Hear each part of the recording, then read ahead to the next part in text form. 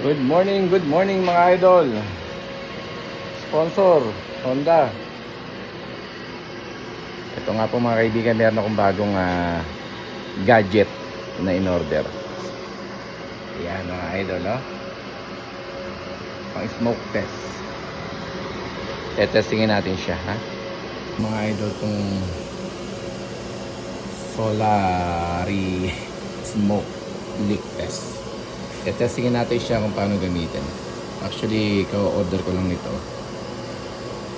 Ngayon ating susubukan kung effective. Ito yung mga tools na kailangan.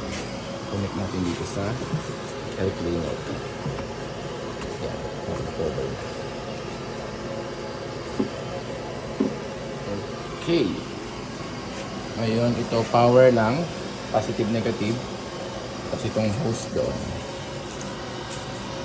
Natin ha. Mayroon natin tanggal ng isang kamay. Okay. Ayun, itong power. Positive, negative lang po mga idol. Positive, negative. Yan po mga idol. Ngayon, ito yung kanyang lalagyan ng oil. Oil. Tapos power. Yan natin ha. Yan po mga idol. Nakauna siya. Yan. Op. Yan. May usok na pong lumalabas mga idol. Ito po ngayon ang ating kukonect dito. Ating malalaman kung meron siyang mga leak. Hanapin na po natin ha. Nagrara na po siya. Nagrara na. Tingnan natin kung muga.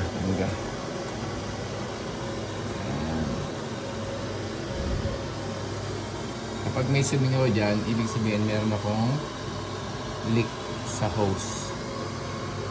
Pero sa ngayon ay wala. Ayun, may nakikita po. Ayan.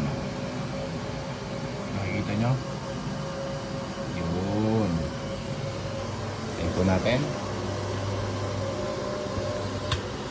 Okay. Yan po mga idol, oh. Meron siyang konting leak dito. Yun. Effective mga idol. EGR ba to? O, sa EGR nga yata ito. Yan. Meron siyang leak dito sa EGR na konti. Okay. Effective. I-fix natin yan. Lalagyan natin ng clamp. And other than, wala na po. Okay, ulitin natin ha. Ayan po mga idol. Nilagyan ko siya ng zip tie. Okay, test again.